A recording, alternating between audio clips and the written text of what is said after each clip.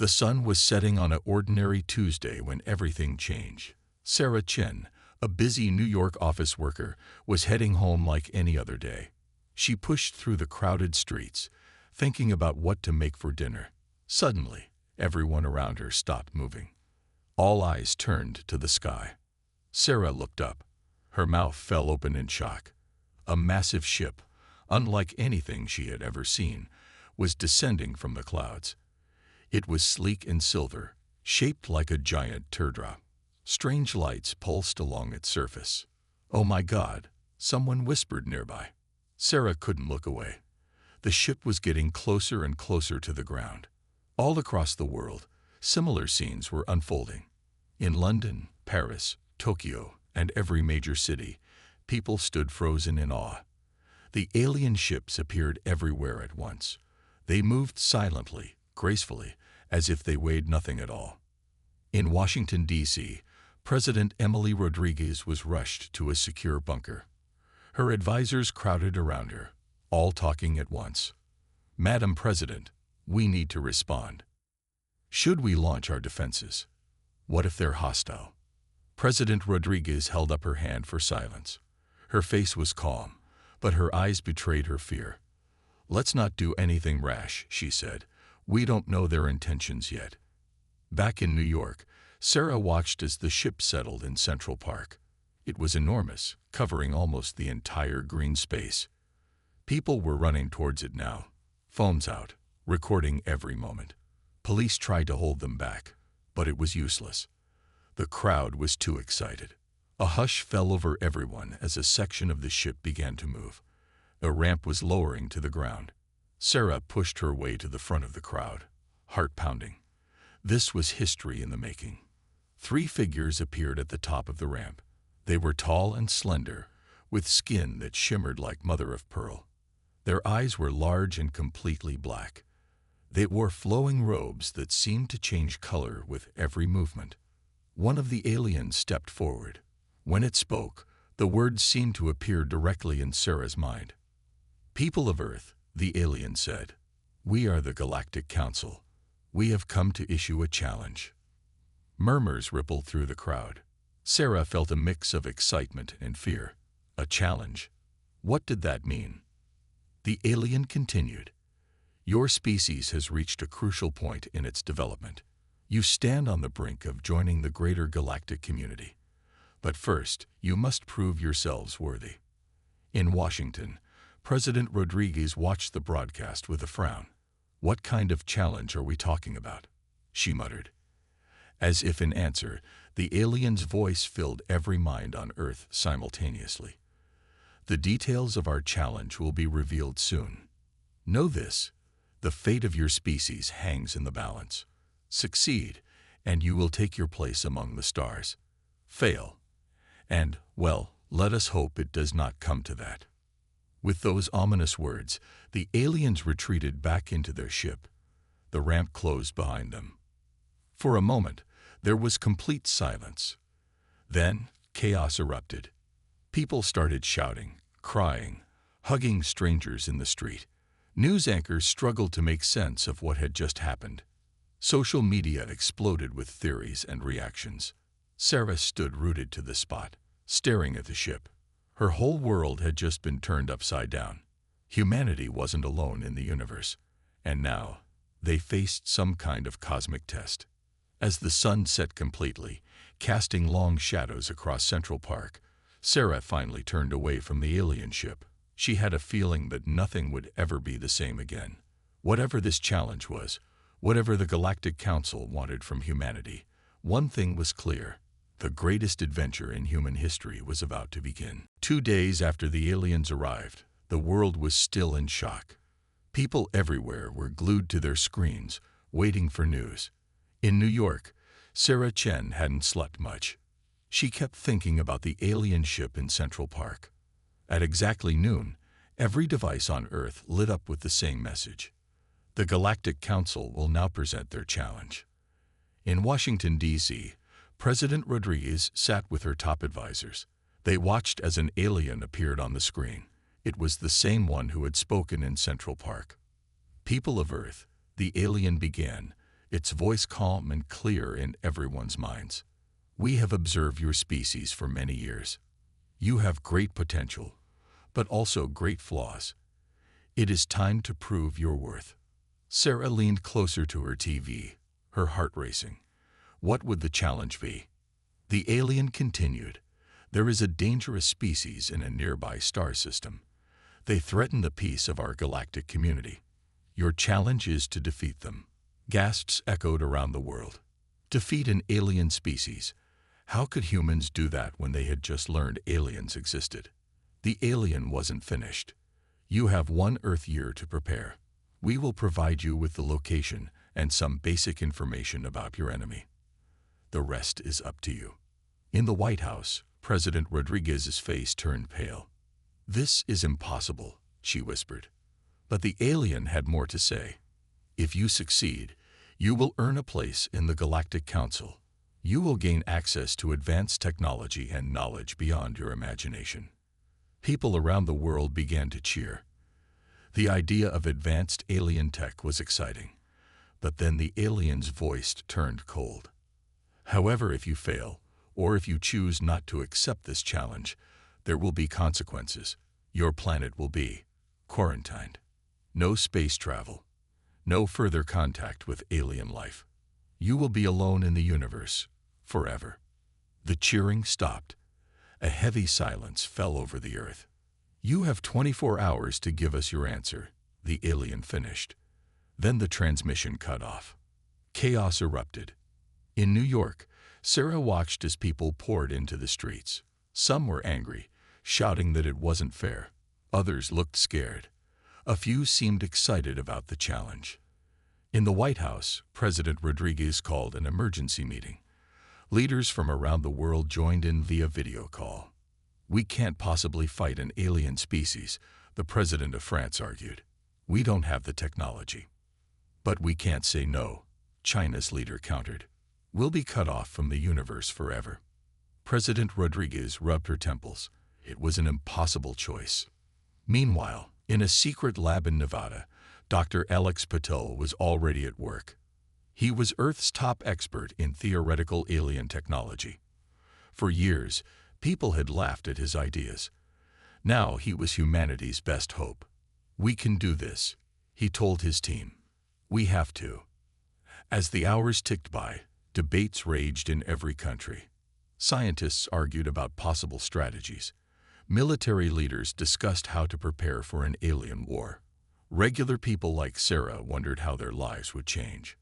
With just 1 hour left before the deadline, President Rodriguez stood before the world's press. Her face was tired, but determined.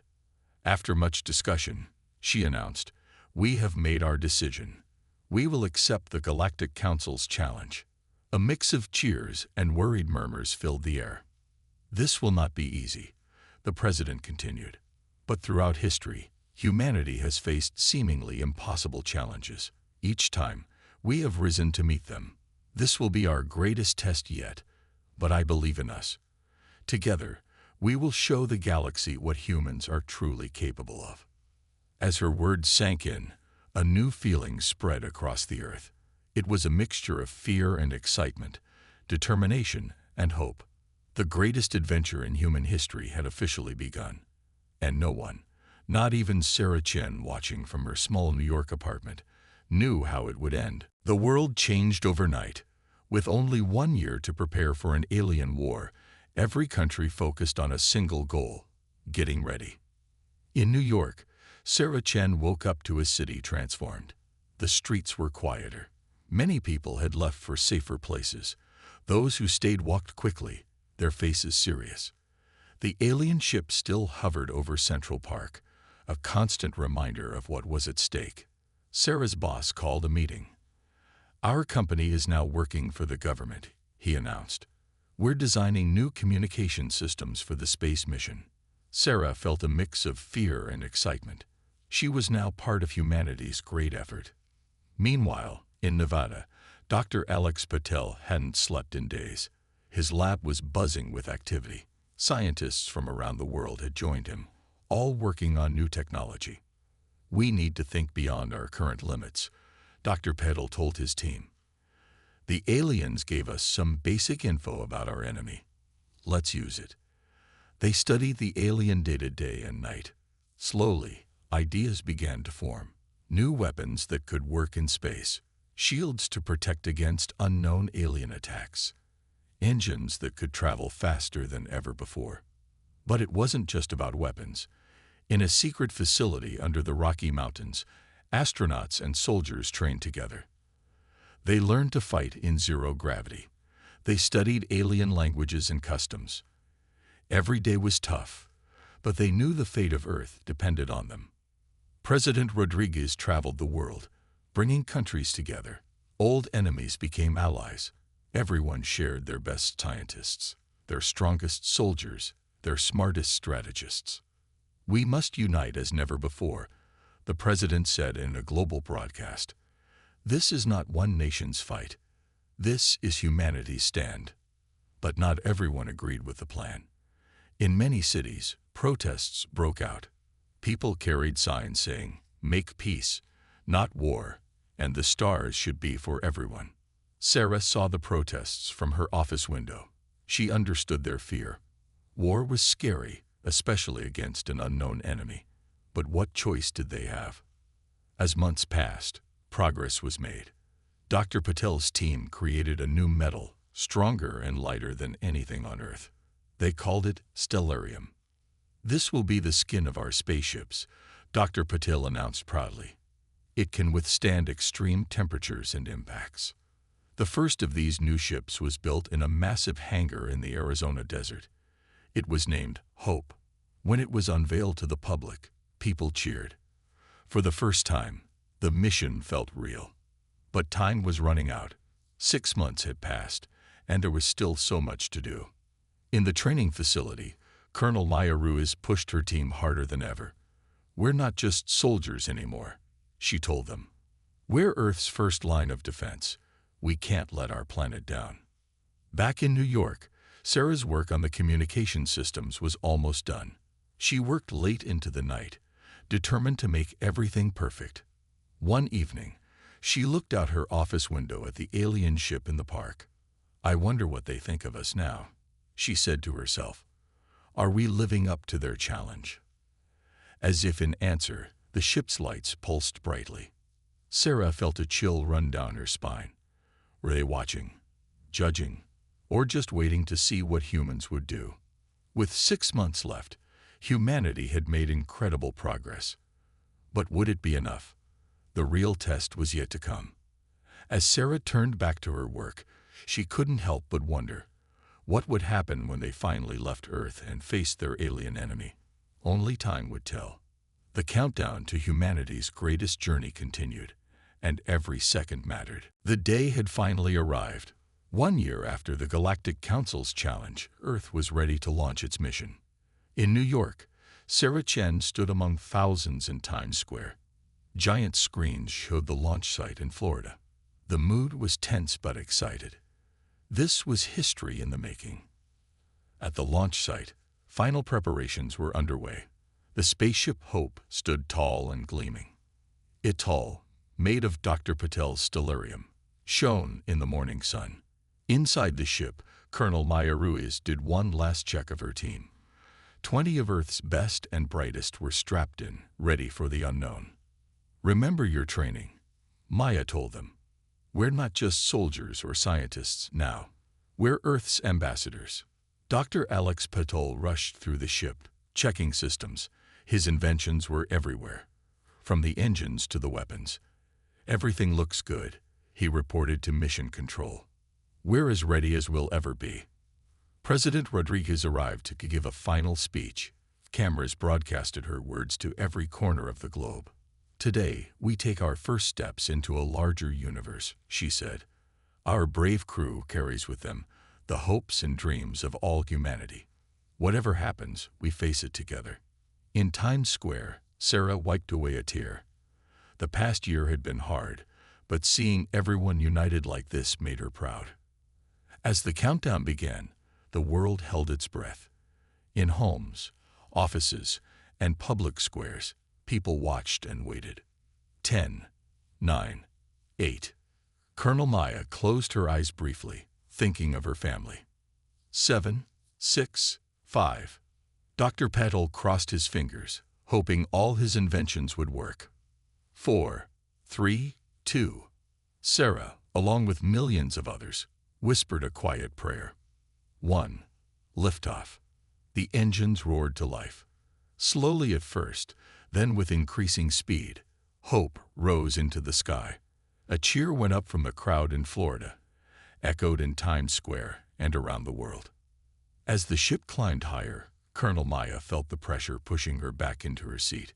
"Status report," she called out. "All systems normal," came the reply. "We're right on course." In mission control, tensions were high. Every screen was monitored, every number checked and double-checked. So far, so good. The ship broke through the atmosphere, and suddenly, the crew was in space. The blue curve of Earth fell away below them. For a moment, everyone was silent, awed by the view. "It's beautiful," someone whispered. But there was no time to admire the view. They had a mission to complete. As Hope moved further from Earth, a new tension filled the air. They were heading into the unknown, towards an alien enemy they knew almost nothing about. Back on Earth, the initial excitement gave way to anxious waiting. In New York, Sarah returned to her office. The communication systems she had helped design were now crucial. They were humanity's link to the brave crew of Hope. Hours passed. The ship moved further into space. Then, suddenly, alarms blared in mission control. "We're picking up an unknown signal," a technician reported. Dr. Petal rushed to the console. "It's not one of ours," he said, his voice tense. "And it's not from the Galactic Council." President Rodriguez leaned in. "Then what is it?" Before anyone could answer, a message came through from Colonel Maya. Her voice was calm, but urgent. "Mission Control, we've spotted something. It's big, and it's heading straight for us. We think it's them. The alien species we were sent to challenge." A hush fell over Mission Control. In New York, Sarah and her team scrambled to boost the communication signals. The moment they had all prepared for was here. Humanity's first encounter with their alien challengers was about to begin, and no one knew what would happen next. The crew of Hope watched in awe as the alien ship came into view. It was massive, easily 10 times the size of their own vessel. Its surface shimmered with an odd metallic rainbow effect. Colonel Maya Ruiz took a deep breath. "All hands, battle stations," she ordered. "But remember, we're not here to start a fight. Let's try to communicate first." On Earth, tension was at an all-time high. In New York, Sarah Chen and her team worked frantically to keep communications clear. In Nevada, Dr. Patel monitored every piece of data coming from Hope. "We're sending out a greeting message on all frequencies," reported Lieutenant Kim, the communications officer on Hope. For several tense minutes, there was no response. Then suddenly, a beam of light shot out from the alien ship, engulfing Hope in a soft, blue glow. "We're being scanned," Dr. Patel's voice came through from Earth, "but our shields are holding." Before anyone could react further, a voice filled the ship. It was unlike anything they had ever heard. A mix of high-pitched whistles and deep rumbles. "Lieutenant Kim, can you translate?" Colonel Maya asked. Kim worked furiously at her console. "I'm trying, but it's nothing like the languages the Galactic Council provided us." Suddenly, the alien voice changed. It began speaking in broken English. "Humans, why here?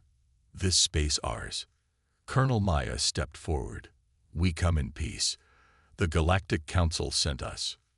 She was cut off by a harsh sound that might have been laughter. Galactic Council lie. Always lie. The crew exchanged worried glances. This wasn't going as planned. Back on Earth, President Rodriguez called an emergency meeting. "What do they mean? The Council lied. Get me more information. Now." In New York, Sarah had an idea. "What if we show them images? Pictures might communicate better than words." She quickly sent her suggestion to Hope. Colonel Maya received the message and nodded. Good idea. Lieutenant Kim, send them images of Earth, of our people. Show them we're peaceful. A series of images flashed on the main screen. Cities, forests, children playing, people of all races working together. There was a long pause. Then the alien voice spoke again, sounding less hostile. You, not know. Council, not tell truth. What truth? Colonel Maya asked cautiously. Please, help us understand. Another pause. Then, to everyone's shock, a hologram appeared in the middle of Hope's Bridge. It showed a planet that looked remarkably like Earth, but with 2 moons. The image zoomed in, showing cities in ruins, oceans on fire. Our home, the alien voice said, sadness evident even through the strange tones. Destroyed by Galactic Council weapon. Test gone wrong. Gasps echoed through Hope and in control rooms on Earth. Dr. Patel's voice came through, shaky with disbelief. They're refugees. The Galactic Council didn't send us to stop invaders. They sent us to finish what they started. Colonel Maya finished, her face pale. The alien hologram changed, showing their massive ship filled with thousands of sleeping aliens, last of our kind, searching for new home. In that moment, everything changed. The crew of Hope realized they weren't facing an enemy, but a desperate, homeless species, victims of the very council that had sent them on this mission. Colonel Maya made a decision. We were lied to, she said to the aliens. We didn't know. We're so sorry for what happened to you. On Earth, President Rodriguez's face was grim. The Galactic Council will answer for this deception, she promised.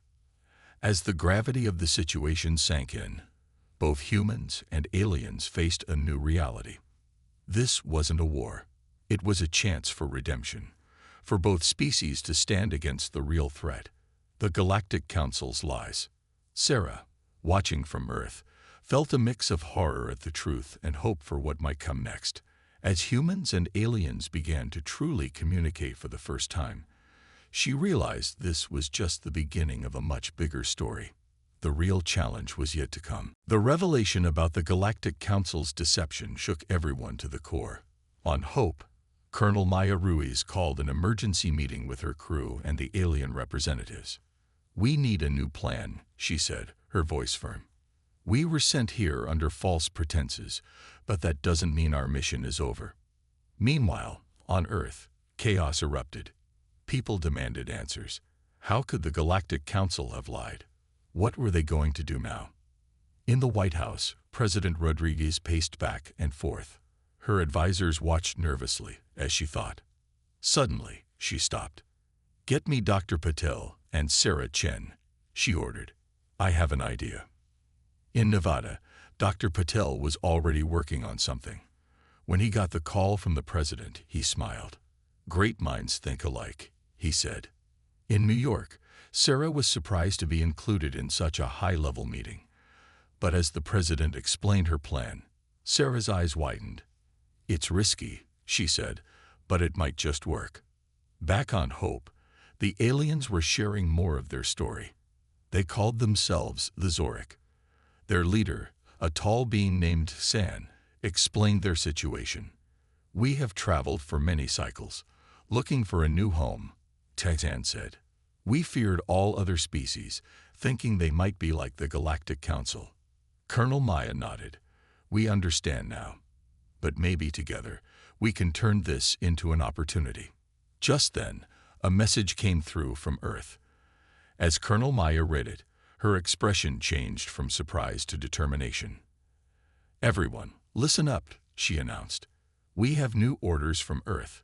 But before I share them, I need to know, are we all in this together? The human crew nodded without hesitation. They looked to the Zoric, who conferred among themselves before San stepped forward. We have seen your kindness, San said. We will trust you. Colonel Maya took a deep breath. All right, here's Earth's true plan. Back on Earth, President Rodriguez was addressing the world.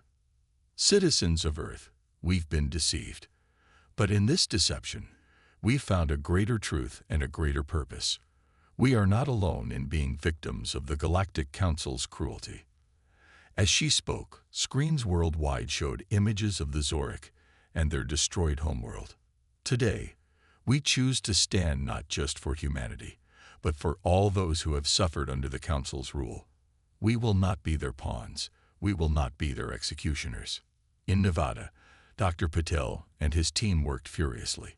They were adapting their weapons technology into something new, something revolutionary. In New York, Sarah and her team were reconfiguring the global communication network. They weren't just talking to Hope anymore. They were preparing to broadcast to the entire galaxy. On Hope, Colonel Maya explained the plan to the mixed crew of humans and Zoric. We're going to expose the Galactic Council's lies to everyone. We'll use the Zoric's long-range transmitters and our advanced encryption to bypass the Council's communication controls. Zan's eyes widened. You would do this for us, even though it might bring the Council's wrath upon you. Maya nodded. Earth has made its choice. We stand with you, and with all those the Council has wronged. As the combined crew of Hope prepared for their daring broadcast, tension built across Earth. This was more than they had prepared for, more than anyone had imagined.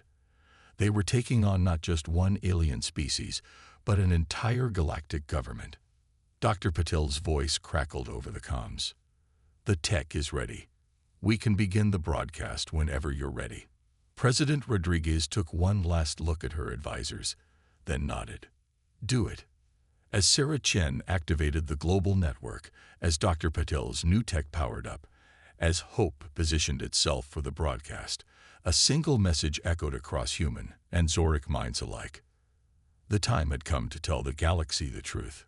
Earth's response to the Galactic Council's challenge wasn't to run, and it wasn't to fight. It was to stand up and shout, no more lies.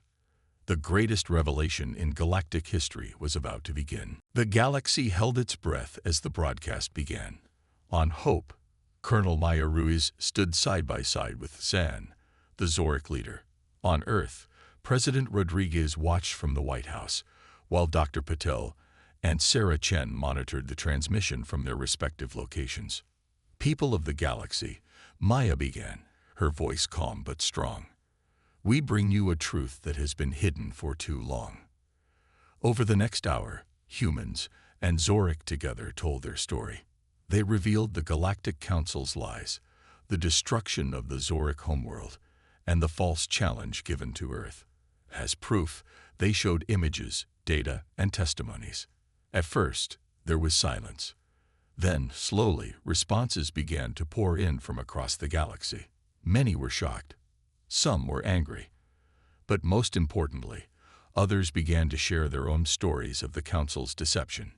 In the Council's main chamber, alarms blared. The leaders panicked as they realized their control was slipping away. Back on Hope, Maya and San exchanged a look of hope. Their plan was working. On Earth, people gathered in streets and squares, watching the galactic responses on giant screens.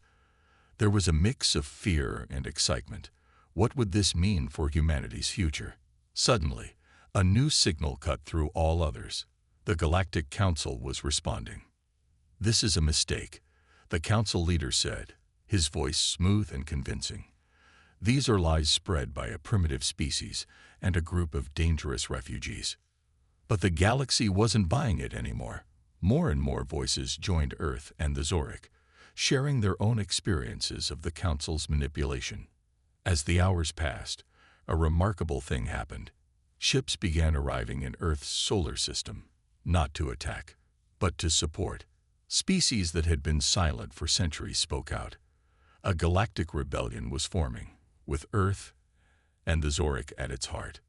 President Rodriguez made a decision. It's time, she said, nodding to Dr. Patel. Dr. Patel activated the technology they had been developing in secret. It wasn't a weapon, as the Council had wanted. Instead, it was a shield, one that could protect not just Earth, but other planets too. We offer this protection to all who stand with us, President Rodriguez announced to the galaxy, "Together, we can build a new future." The response was overwhelming. Planets across the galaxy began adopting Earth's shield technology, breaking free from the Council's control. On Hope, Maya and San watched in amazement as their small act of truth-telling turned into a galactic revolution. "What happens now?" San asked. Maya smiled. "Now we build something better." In the days that followed, the Galactic Council crumbled. A new alliance formed, with Earth and the Zoric playing key roles. It wasn't perfect, and there were many challenges ahead, but it was a start. The Zoric found a new home on a planet not far from Earth. Humans and Zoric worked together to make it habitable, forming a close bond between their species. Sarah Chen, once a simple office worker, found herself helping to design a new galactic communication network. Dr. Patel's technologies were shared across the stars, improving life for countless beings. And Colonel Maya Ruiz? She became Earth's first ambassador to the new Galactic Alliance, with San as her Zoric counterpart. 1 year after the broadcast that changed everything, Maya stood on a platform before representatives from hundreds of worlds. As she looked out at the diverse beings, she couldn't help but smile. "A year ago, we faced a challenge that seemed impossible," she said. "We were told to prove our worth by destroying others. Instead, we proved our worth by standing up for the truth, by offering protection instead of destruction, by choosing to unite rather than divide." She paused, looking up at the star-filled sky visible through the dome above. "The challenge isn't over. Building a fair and just galaxy won't be easy. But if we've learned anything, it's this: together, there's no challenge we can't overcome." As cheers filled the chamber, back on Earth, Sarah watched the broadcast and felt a surge of pride. They had taken the Council's chilling command to run and turned it into something amazing. They hadn't run away. They had run towards a better future, not just for humanity, but for all beings in the galaxy. And this, Sarah realized, was only the beginning of their greatest adventure.